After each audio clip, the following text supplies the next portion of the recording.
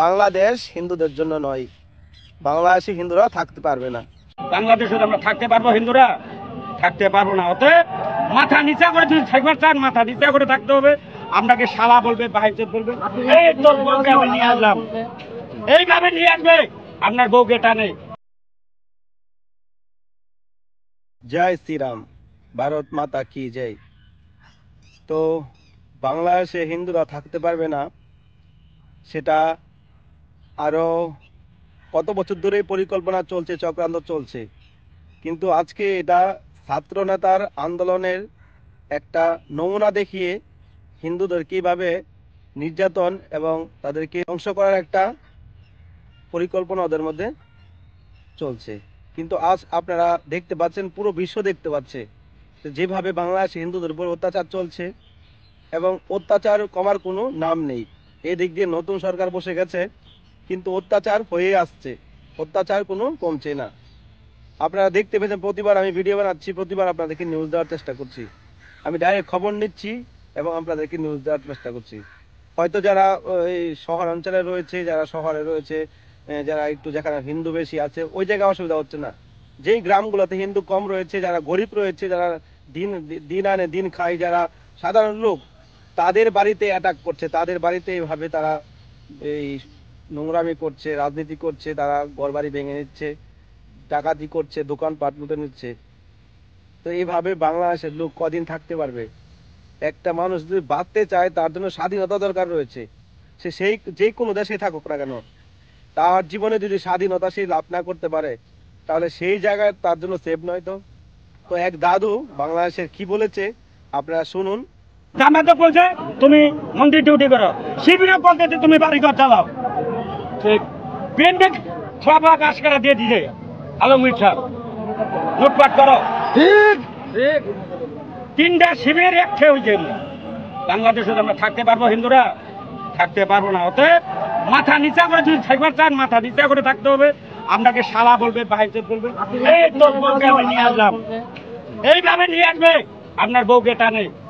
এরকম হবে যদি না হয়ে থাকে, আমার মুখে প্রসাদ করে দিয়ে আমি একটা কথা বললাম। তো দেখতে পেয়েছেন এক দাদু, উনি কি বলেছে, যে বাংলাদেশ আমাদের জন্য নয়। আজকে আমরা প্রতিবাদ মেনে নিয়েছি, আমাদেরকে একটা না একটা ফয়সালা দিয়েছে, কিন্তু তোমার বউকে উঠিয়ে নিয়ে যাবে, তোমরা কিছু বলতে পারবে না। এই কাপুরুষের মতো বাঁচলে জীবনে কোনো কিছু দুনিয়ার মধ্যে নাম করা যাবে না। তো এইভাবে আমাদের হিন্দুদের উপর যদি প্রতিবাদ, নির্যাতন এবং এভাবে যদি তাদের উপর অত্যাচার চালিয়ে যায়, তাহলে বাংলাদেশের হিন্দুদের অস্তিত্ব থাকবে কোথায়? নতুন সরকার আজকে কতদিন পদিতে বসেছে, কিন্তু উনি তো কোনো ফয়সালা করতে পারছে না। উনি তো এখনো তো রায় দিতে পারেনি। হয়তো উনি রায় মেনে নিল, তাদের দাবি মেনে নিল, কিন্তু এই যে মানুষের উপরে, যে হিন্দুদের উপরে যে অত্যাচার হয়েছে, মানুষের ঘর বাড়ি লুটপাট করেছে, ভাঙচুর করেছে, লক্ষ লক্ষ টাকার জিনিস পর্যন্ত তারা লুটে নিয়েছে, এই ক্ষতিপূরণ কে দিবে? এই ক্ষতিপূরণ কি সরকার দিবে? হয়তো কিছু আপনাদেরকে কিছু দাবি মেনে নিল, কয়টা মন্দির বানিয়ে দিল, কিছু মানুষকে সাহায্য করলো, তাহলে বিনিময়ে কি, যে মানুষের যে কারো 20 লক্ষ টাকা জিনিস নষ্ট হয়ে গেছে, তাদের 50 লক্ষ টাকার জিনিস নষ্ট হয়ে গেছে, কারো কোটি টাকার জিনিস নষ্ট হয়ে গেছে হিন্দুদের, তো সেইগুলো কি সরকার ক্ষতিপূরণ দিবে? এইভাবে যদি আজকে একটা আন্দোলন হলো, তাদেরকে ক্ষতি করেছে, আবার আরেকটা আন্দোলন দেখি, আরেকটা চক্রান্ত সাজিয়ে আবার হিন্দুদের উপর আক্রমণ করে, তো এইভাবে হিন্দুরা থাকতে পারবে দেশে? আপনাদের কাছে প্রশ্ন, যারা হিন্দু রয়েছেন, আপনারা ভাবুন যে প্রতিনিয়ত মেসেজ আসছে, প্রভু আমাদেরকে বাঁচান, আমরা বাংলাদেশে সেফ নয়, বাংলাদেশটা আমাদের জন্য নয়, আমরা হিন্দুরা সেফ নয়। যেরকম পাকিস্তান ইন্ডিয়াকে টুকরা করে, ইন্ডিয়াকে ভাগ করে পাকিস্তান বানিয়েছে, কেননা ওরা বলছে আমরা হিন্দুদের সঙ্গে থাকতে পারি না। তো আপনারা কেন দাবি জানাচ্ছেন না যে আমরা মুসলিমের সঙ্গে থাকতে পারবো না, আমাদের একটা নতুন দেশ চাই, আমরা আলাদা করে আমরা দেশ বানিয়ে দাও, হিন্দু দেশ বানিয়ে দাও? তো আপনারা কেন এখন দাবি জানাচ্ছেন না? দাবি জানান, প্রতিবাদ জানান। জীবনে যদি বাঁচতে চান, তো লড়াই করে চলতে হবে। এ নয় যে আজকে আমি প্রতিবাদ জানাচ্ছি না, কালকে আমার বাড়িতে আসবে না, ওদের বাড়িতে এসেছে। তো এইভাবে কি জীবন চলবে? জীবনের একটা যদি নিরাপত্তা না থাকে, যে দেশের মধ্যে আপনি বাস করছেন, না এখানে পুলিশ আছে, না এখানে কোনো সিকিউরিটি গার্ড আছে, না আপনি কোনো মেম্বার চেয়ারম্যানের কাছে গিয়ে কমপ্লেন করতে হবেন, কেউ আপনাকে বাঁচাতে পারবে না। বেশ করে হিন্দু দেখে কেউ বাঁচাতে আসবে না, কেননা হিন্দু হয়ে জন্মিয়েছে, এই জন্যই দোষ বাংলাদেশে। তো এইভাবে যদি আমাদের হিন্দুদের উপর যদি নির্যাতন চলতে থাকে, তাহলে একটা সময় কি হবে, যে যে দেখে আপনারা দেখছেন যে দীর্ঘ কত বছর ধরে হিন্দুদের উপর নির্যাতন চলছে, যেখানে 8% এক সময় হিন্দু ছিল, দেশ ভাগের পরে তো 22% ছিল, তারপরে ধীরে ধীরে ধীরে ধীরে 8% এসছে, আর এখন 2% হিন্দু আছে বাংলাদেশের মধ্যে। তো এটা কিছু উগ্রবাদীদের জন্য দেশের এই আজকে অবস্থা। দেশ জীবনে উন্নত হবে না। কি করে উন্নত হবে, যেখানে সরকারি জিনিস তারা লুটে নিয়ে চলে যাচ্ছে, সরকারি জিনিস তারা ভেঙে দিচ্ছে, ধ্বংস করে দিচ্ছে, সরকারি জিনিসগুলো তারা কিভাবে ক্ষতি করছে। তো এইগুলো কি কখনো দেশের উন্নত হয়? একটা যদি ভাবা যায়, যদি একটা কমিটমেন্ট থাকে মাথার মধ্যে, তাহলে সেই মানুষগুলো এইভাবে এরকম অত্যাচার করতে পারে না। আপনারা রাজনীতি আদায়ের জন্য, আপনারা গদিতে বসার জন্য আপনারা লড়াই করেছেন, কিন্তু হিন্দুরা কোনো ক্ষতি করেনি। হিন্দুরা তো আপনাদের সঙ্গে কখনো কোনো কিছু বলেনি। তো হিন্দুদের কেন এত অত্যাচার করছেন? কেন হিন্দুদের মন্দির মন্দির ভাঙছেন? কিছু কিছু লোক আছে হিন্দুগুলো, যারা চক্রান্ত, মানে কি বলো, মুসলিমের সঙ্গে তারা তাল মিলিয়ে তারা বলে যে আমরা বাংলাদেশে আনন্দ আছি। সারা দুনিয়ার বাংলাদেশের লোকেরা কষ্টে দুঃখে জীবন যাচ্ছে, ঘরবাড়ি ছিনিয়ে নিচ্ছে, টাকা পয়সা লুটে নিচ্ছে, লক্ষ লক্ষ টাকার জিনিস তারা তাদের থেকে নিয়ে নিয়েছে লুটপাজি করে। তো এইগুলো আমরা আর হিন্দুরা কবে দেখবো, আর হিন্দুরা কবে জাগতে পারবো? বাংলাদেশ হিন্দুদের জন্য নয়, বাংলাদেশি হিন্দুরা থাকতে পারবে না। তো এই যে আমরা এইসব দেখছি, আমাদের পুরো বিশ্ববাসী দেখছে, একটা চক্রান্ত বানিয়ে তারা হিন্দুদের উপর এইভাবে আক্রমণ করছে। সত্যি খুব আজ দেখে খুব খারাপ লাগছে।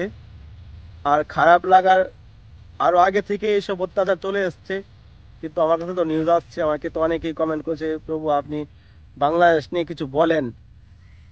কিন্তু এখন যখন সারা দুনিয়া দেখছে যেভাবে হিন্দুদের উপরে অত্যাচার সারা বিশ্ব দেখে যাচ্ছে আজকে, তো এইগুলো নিয়ে সবারই কথা বলা উচিত। আজকে যদি আমাদের হিন্দুদের উপর অত্যাচার চলছে, কোনো হিন্দুবাদী লোকেরা কথা বলছে না, হয়তো কিছু পার্সেন্ট কিছু লোক, তারা ধর্মের মধ্যে বিশ্বাস, তারা ধর্মকে মানে, তারা হয়তো প্রতিবাদ করছে। আর বেশিরভাগ মানুষ তো তারা মুখ লুকিয়ে আছে। এসব বলে আর কোনো লাভ হচ্ছে না, না।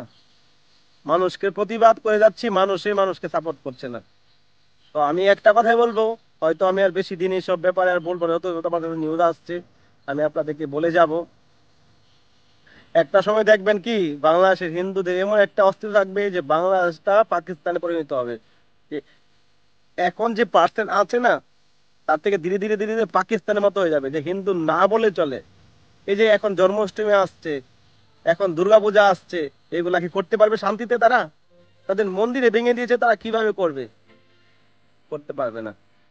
যেখানে নিজের জাতি, নিজের ধর্ম, নিজের সুরক্ষা নেই, তো সেই জায়গায় হিন্দুরা কিভাবে থাকবে? হিন্দুদের পূজা বন্ধ করেছে, হিন্দুদের বিয়ে হলে সেখানে কোনো ধার্মিক ভাবে কোনো কিছু বাদ্যযন্ত্র বাজাতে পারবে না। এগুলো কতদিন চলবে? আর এমন ভাবে একটা আইন পাস করতে হবে যেন হিন্দুদের উপরে কোনো হাত না উঠাতে পারে। আর ওখানে তো পুলিশকে ওরা মানছে না, না। ওখানে আইন ভাবে তো কোনো বিচার হচ্ছে না, না। তো কি করে সেটাকে তারা হিন্দুদেরকে নিরাপত্তা দিতে পারবে? আমার তো কোনো মনে হচ্ছে না। সত্যি আজ খুবই কষ্টের বিষয় এগুলো। আমি একটা কথা বলবো, যারা মুসলিম ভাই আছেন, যারা আমাদের মানবতা আছে, আপনারা এভাবে অত্যাচার, এভাবে হিন্দুদের উপর নির্যাতন করা বন্ধ করুন। আপনারা যেরকম স্বাধীনতা চান, হিন্দুদেরও স্বাধীনতা দরকার জীবনে। তো আপনারা মিলেমিশে থাকেন ওই দেশে। আপনারা কাছে একটাই রিকোয়েস্ট, দেশটাকে আপনারা সুন্দর করে গড়েন।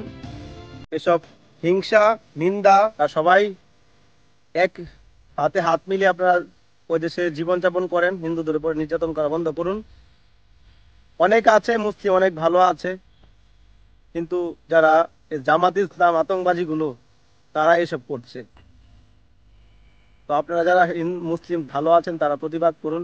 তো এখানে আমি ভিডিওটা শেষ করছি। যারা হিন্দুত্ববাদী নতুন হিন্দু রয়েছেন চ্যানেলটিকে সাবস্ক্রাইব করে পাশে থাকবেন। প্রতিবাদ, ধার্মিক ভিডিও, বিভিন্ন ভিডিও আপনারা এই চ্যানেলে পাবেন। তো সবাইকে ধন্যবাদ। জয় শ্রীরাম, ভারত মাতা কি জয়, জয় হিন্দ।